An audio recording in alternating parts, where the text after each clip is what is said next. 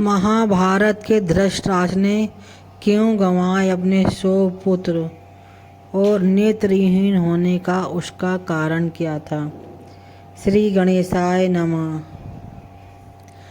धृतराष्ट्र आँख से अंधे हैं, लेकिन वे आँख के न होने से वासना नहीं मिटती। आँख के न होने से कामना नहीं मिट जाती।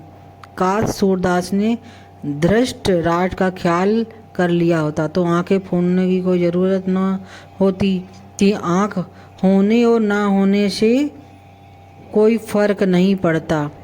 आंखें होती हैं तो भी वासना नहीं मिटती और आंखें ना हो तो भी वासना नहीं मिटती, क्योंकि सूरदास जी ने अपनी आंखें वासना में पड़कर फोड़ी थी और धृतराष्ट्र अंधे थे फिर भी उन्हें वासना घेरे थी।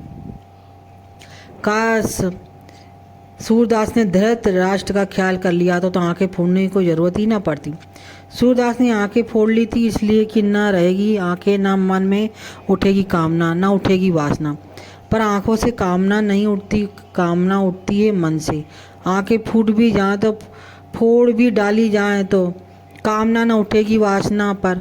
आंखों से कामना नहीं उठती, कामना उठती है मन से। आंखें फूट भी जाएं, फोड़ भी डाली जाएं तो भी वासना का कोई अंत नहीं पाता।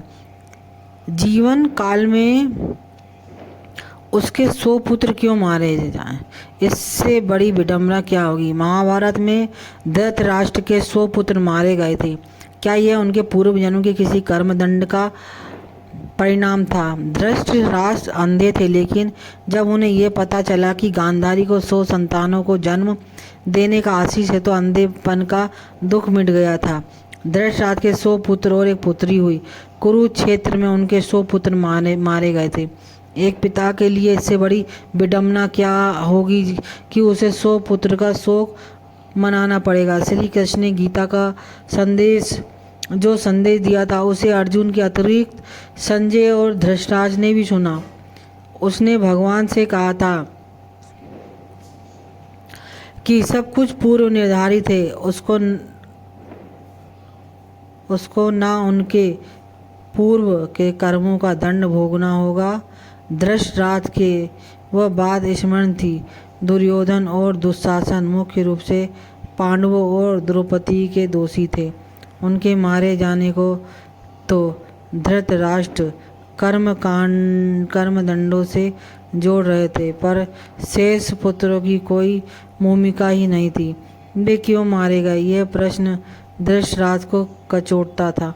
महाभारत युद्ध समाप्त होने पर धृतराष्ट्र ने श्री कृष्ण से पूछा, मैं अंधा पैदा हुआ, मेरे 100 पुत्र मारे गए। भगवान, मैंने ऐसा कौन सा पाप किया है जिसका यह दंड मिल रहा है।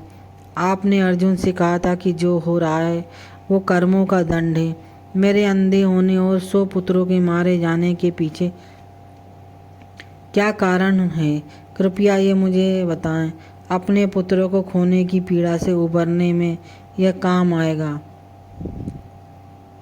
श्री कृष्ण ने कहा, महाराज धृतराष्ट्र, आपने उचित ही सुना था। कर्मों का दंड भोगना पड़ता है, उससे किसी को छूट नहीं है। राजा और समर्थवान लोगों को कर्मों का दंड विशेष रूप से भोगना पड़ता है।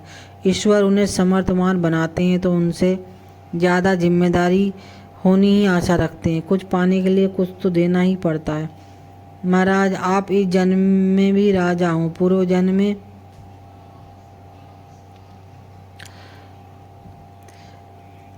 आप पूर्व जन्म में भी राजा थे, पर आपने कई पाप कर्म किए। धृतराष्ट्र अधीर हो गए।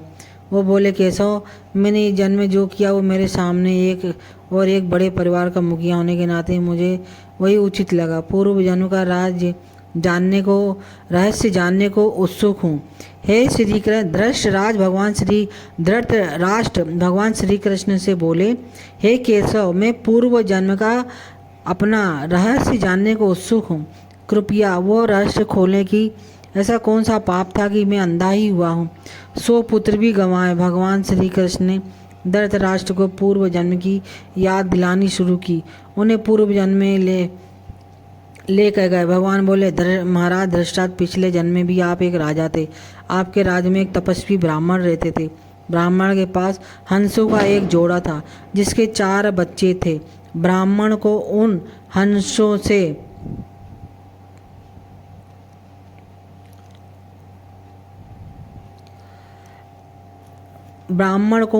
अपने संतान जैसा लगाव था। ब्राह्मण को तीर्थ यात्रा पर जाना था, लेकिन हंसों की चिंता में वो जा नहीं पा रहे थे। उसने अपनी चिंता एक साधु को बताई। साधु ने कहा, तीर्थ में हंसों को बांधकर बताकर हंसों का अगला जन्म खराब क्यों करते हो? राजा प्रजापालक होता है, तुम और तुम्हारे हंस दोनों उसकी प्रजा हो। हंसों को राजा के संरक्षक में रखकर तीर्थ को चले जाओ।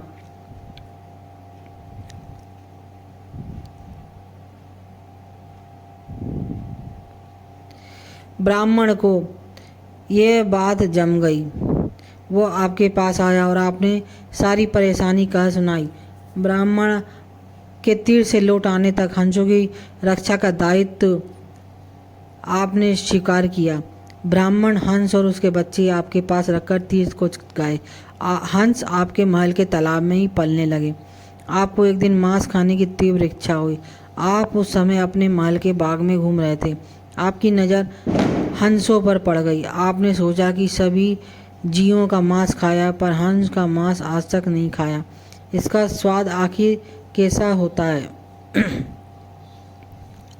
आप इसी विषय पर सोचते रहे और हंस का मांस खाने की इच्छा तीव्र होती चली गई। यह इच्छा अब पराकाष्ठा पर पहुंच गई और आप खुद को रोक नहीं पाए। आपने हंस के 2 बच्चे भूनकर खा लिए। उसका स्वाद आपकी जिह्वा को लग गया। हंस के एक एक करके 100 बच्चे हुए। आप सबको खाते चले गए। अंततः हंस का जोड़ा संतानहीन होकर दुख में मर गया। कई साल बाद वो ब्राह्मण तीर्थ यात्रा से लौटा और आपके पास आया। उसने आपसे अपने हंसों के बारे में पूछा। हंस तो आपके लोभ की बलि चढ़ चुके थे। प्रजापालक राजा यह कैसा कहता है कि उसने अपने प्रजा की संपत्ति को चुपचे से लूट लिया, इसलिए आपने ब्राह्मण से कर दिया कि हंस बीमार होकर मर गए।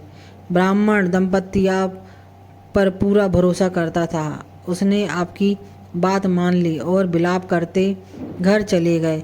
महाराज धृतराष्ट्र अपने हंस के बच्चों को खाकर और फिर झूठ बोलकर एक साथ कई अपराध किए। वह सुनिए, आपने तीर्थ यात्रा पर गए उस व्यक्ति के साथ विश्वासघात किया जिसने आप पर अंधविश्वास किया था। आपने प्रजा की धरोहर में डाका डालकर राजधर्म भी नहीं निभाया। जिह्वा के लालच में पड़कर हंस के 100 बच्चे भूनकर खा गए और आपके पास आश्रय के लिए आए थे। इस तरह आपने उस असहाय का वध किया जिसे आपने आश्रय दिया था। ये बहुत बड़ा पाप है। हे राजन, इस घोर पाप कर्मों का आपको दंड मिला। उसे आपने जिह्वा के लालच में हंस के 100 बच्चे मारे, वैसे ही आपके 100 पुत्र हुए लालच में पड़कर मारे गए। उन सबकी जिह्वा भी आवश्यकता से अधिक उदंड थी जिसने आप पर आंख मूंदकर भरोसा किया। उस तीर्थ यात्री से आपने झूठ बोला और राजधर्म का पालन नहीं किया। कोई आंख मूंदकर विश्वास करे तो उसका विश्वास कभी नहीं तोड़ना चाहिए। उसी विश्वासघात के कारण आप अंधे और राजकाज में विफल व्यक्ति हो गए। श्री कृष्ण ने कहा, सबसे बड़ा छल तो विश्वासघात। आप उसी का फल भोग रहे हैं।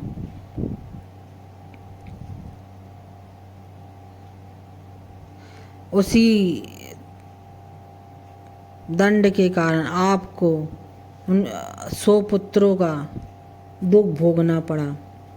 धृतराष्ट्र अपने पिछले जन्म में एक क्रूर राजा थे। एक दिन उन्होंने तालाब में अपने बच्चों के साथ आराम कर रहे एक हंस को देखा और अपने सेवकों से आंखें फोड़ने और उसके बच्चे को मारने का आदेश दिया। इस जघन्य पाप के कारण उन्हें इस जन्म में अंधा। श्री कृष्ण ने बताया कि उन्होंने धृतराष्ट्र ने हंस के 100 बच्चों को मारा था। उसी पाप के कारण उनके 100 पुत्र भी युद्ध में मारे गए। यह जैसे को तैसा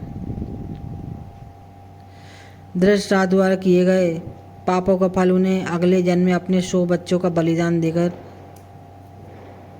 चुकाना पड़ा।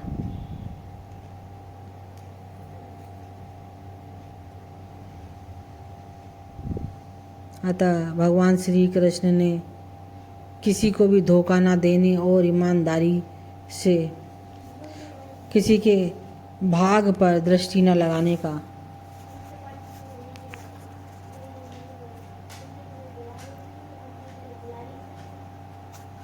ज्ञान धृतराज जी को दिया। बोलो श्री बांके बिहारी लाल की।